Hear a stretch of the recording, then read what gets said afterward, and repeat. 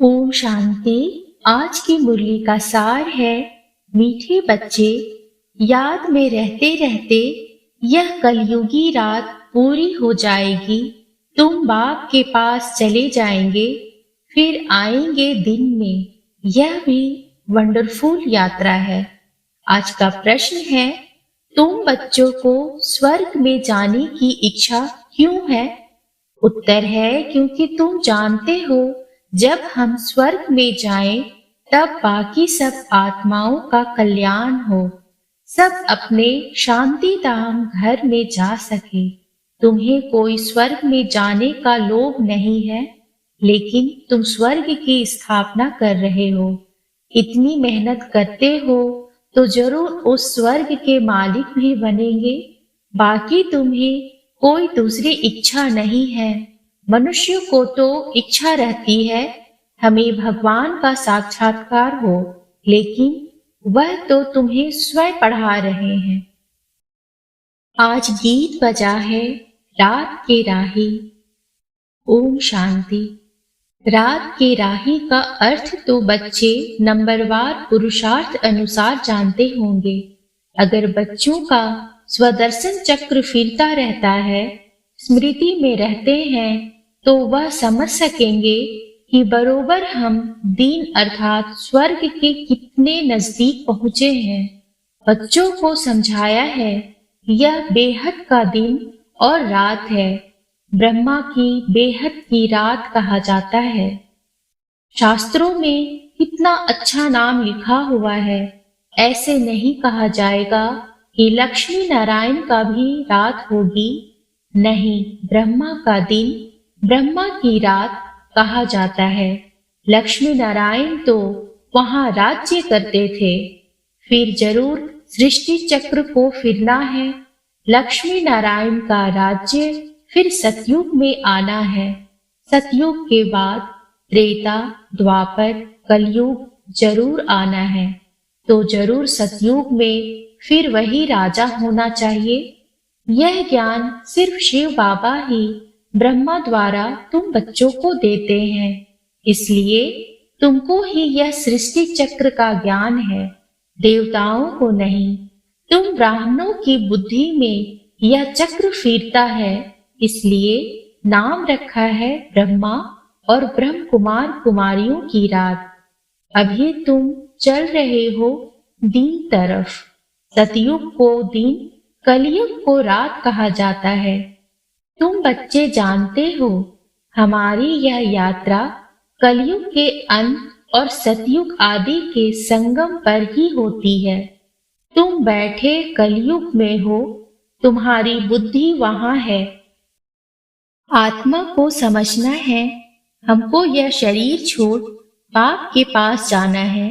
शरीर तो अंत में छोड़ेंगे जब मंजिल पूरी होगी, अर्थात बाप योग सिखाना बंद करेंगे।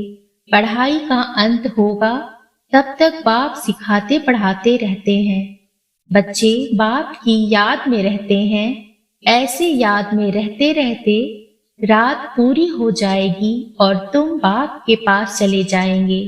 फिर तुम आएंगे दिन में। यह है तुम्हारी वंडरफुल यात्रा। बाप दीन स्थापन करते हैं तुम ब्रह्म कुमार कुमारियों के लिए। अब दिन अर्थात सतयुग आ रहा है। अभी तुम कलयुग रात में बैठे हो। निरंतर बाप को याद करते रहो। बाप ने समझाया है, सभी को मरना है जरूर। मनुष्य पूछते हैं, कब मरना है, कब विनाश होगा। अब दिव्य दृष्टि से विनाश का साक्षात्कार किया हुआ है। फिर इन आंखों से देखना जरूर है, और स्थापना जिसका साक्षात्कार करते हैं, वह भी इन आंखों से देखना है। मुख्य जिस ब्रह्मा का दिन और रात गाया हुआ है, उनको ही स्थापना और विनाश का साक्षात्कार हुआ है। तो जो दिव्य दृष्टि से देखा है, वह प्रैक्टिकल जरूर होगा। भक्ति मार्ग में जो कुछ साक्षात्कार होता है, वह दिव्य दृष्टि से देखते हैं। तुम भी दिव्य दृष्टि से देखते हो। तुमको किसी चीज की इच्छा नहीं रहती है। सन्यासी लोगों को इच्छा रहती है परम पिता परमात्मा को देखने की। यहाँ तुम बच्चों को तो परम पिता परमात्मा खुद बैठ पढ़ाते हैं। तुमको इच्छा है स्वर्ग में जाने की। बच्चे जानते हैं कि हम स्वर्ग में जाएंगे तो सभी का कल्याण हो जाएगा। अभी तुम बच्चे जानते हो बेहद का बाप जो मनुष्य सृष्टि का रचयिता बीज रूप है, वो झाड़ के आदि मध्य अंत को जानते हैं। हम उस बाप को और उनके वर्षे को जानते हैं। जैसे वह झाड़ होते हैं, जानते हैं यह आम का झाड़ है। बीज होने से पहले 2-4 पत्ते निकलते हैं, फिर झाड़ बड़ा हो जाता है, तो वह है जड़ बीज। यह बाप है मनुष्य सृष्टि का चैतन्य बीज रूप। उसे ही नॉलेजफुल कहा जाता है। बच्चे जानते हैं यह पाठशाला है जिसमें यह विद्या पढ़ाई मिल रही है और तुम योग भी सीख रहे हो। इस विद्या से तुम भविष्य प्रिंस प्रिंसेस बनते हो।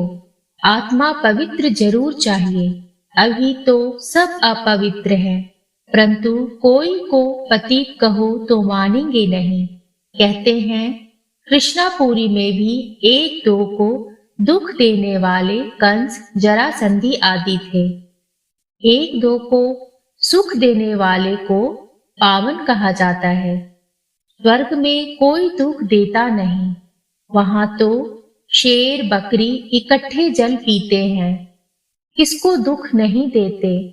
परंतु यह बातें कोई समझते थोड़े ही हैं। जो शास्त्र पढ़े हैं वही बातें बुद्धि में आ जाती है। देवताओं के पुजारी अपने को खुद ही चमाट मारते हैं। हिंदुओं ने आपे ही अपने को चमाट मारी है। अपने देवताओं की बैठ निंदा की है।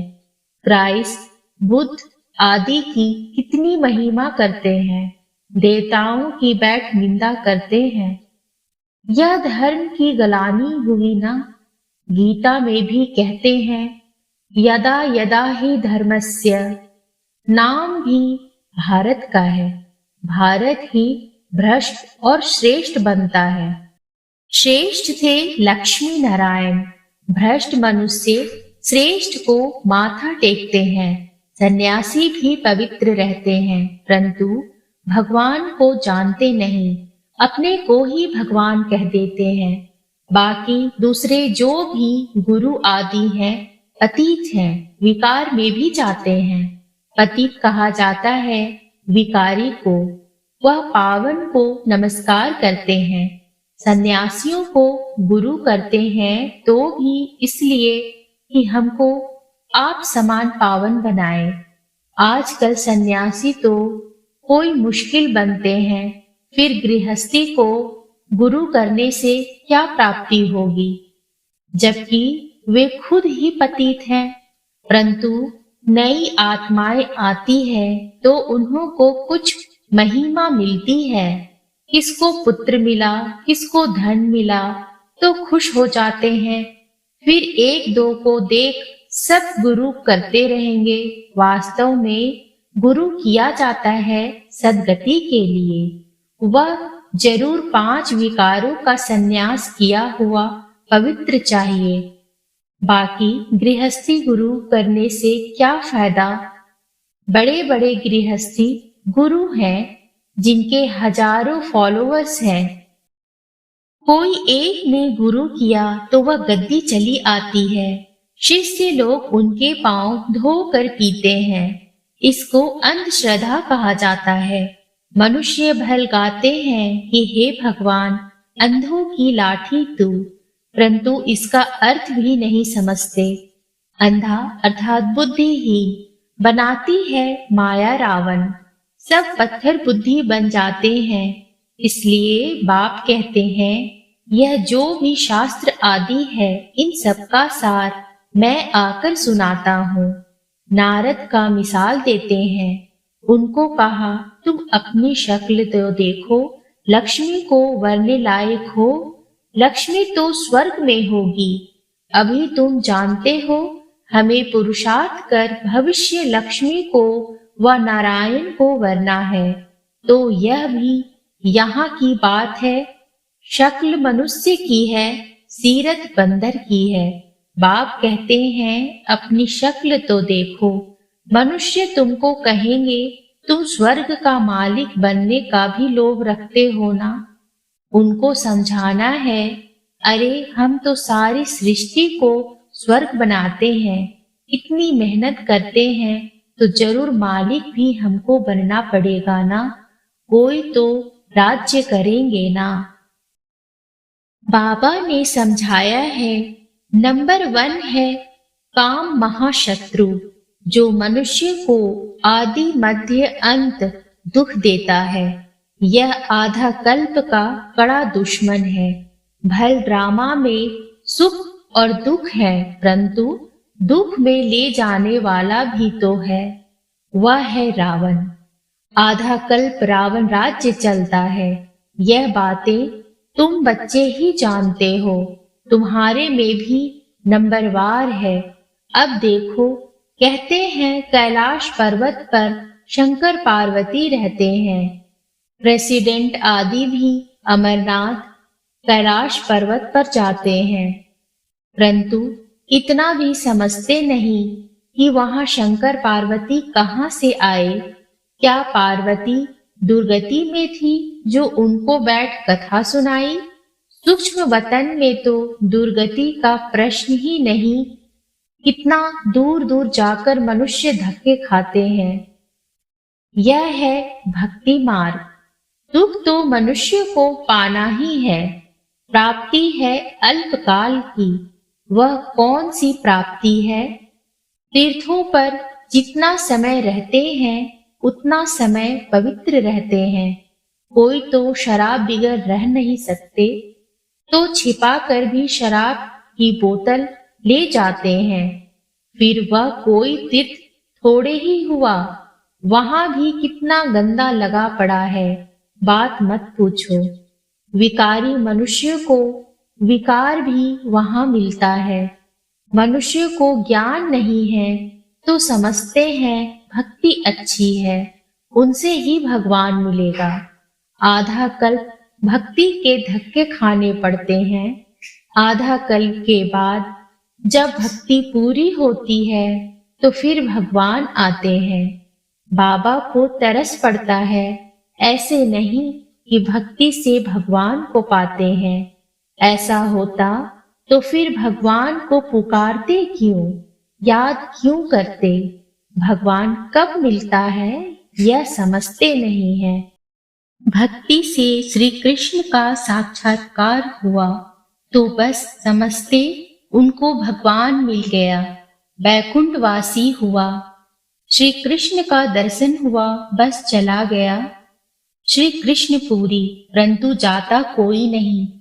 तो भक्ति मार्ग में अंधश्रद्धा बहुत है। तुम बच्चे अभी समझ गए हो।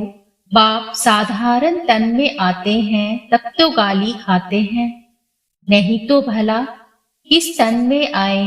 श्री कृष्ण के तन में तो गाली खा न सके, परंतु श्री कृष्ण पतित दुनिया में पावन बनाने आए। यह हो नहीं सकता। श्री कृष्ण को पतित पावन कहते भी नहीं। मनुष्य यह भी समझते नहीं कि पतित पावन कौन है, कैसे आते हैं।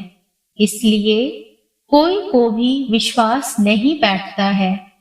शास्त्रों में तो है नहीं कि कैसे ब्रह्मा तन में आते हैं। कहते भी हैं ब्रह्मा मुख द्वारा सूर्यवंशी चंद्रवंशी धर्म की स्थापना होती है। फिर भूल जाते हैं कि कब होती है, कैसे होती है। प्रजापिता ब्रह्मा तो जरूर यहाँ कल्प के संगम पर होना चाहिए, तब तो ब्राह्मणों की नई सृष्टि रची जाए। मनुष्य बहुत मूंझे हुए हैं, उनको रास्ता बताना है। बाप कितनी भारी सर्विस आकर करते हैं। तुम समझते हो हम 5 विकारों से एकदम बंदर से भी बदतर होते गए हैं। हम सो देवता थे, फिर एकदम क्या बन गए। ऐसे को फिर बाप कितना उच्च आकर बनाते हैं। तो बाप को कितना लव करना चाहिए। यह बाप सुनाते हैं या दादा सुनाते हैं, यह भी कितने बच्चों को पता नहीं लगता। बाप कहते हैं विचार करो, मैं सदैव रथ पर हाजिर रह सकता हूँ। यह तो हो नहीं सकता, मैं तो आता ही हूँ सर्विस पर। बाबा के पास समाचार आया था। कोई ने पूछा, क्या मनुष्य किसको सुख दे सकते हैं? यह मनुष्य के हाथ में है। तो एक ने कहा कि नहीं, ईश्वर ही है जो मनुष्य को सुख दे सकता है। मनुष्य के हाथ में कुछ भी नहीं है। तो कोई बच्चे ने फिर समझाया है कि मनुष्य ही सुख देता है, मनुष्य ही सब कुछ करता है, ईश्वर के हाथ में कुछ नहीं है। अरे तुम थोड़े ही कुछ देते हो, ईश्वर के हाथ में ही तो है ना। समझाना चाहिए, श्रीमत पर चलना है। परम पिता की श्रीमत बिगर कोई सुख दे न सके। अपनी बड़ाई नहीं करनी चाहिए। हम श्रीमत पर सारे सृष्टि को स्वर्ग बनाते हैं। तो देखो कितनी भारी भूल बच्चों की होती है। वह कहते ईश्वर के हाथ में है, बीके कहते हैं मनुष्य के हाथ में है। वास्तव में है तो बाप के ही हाथ में।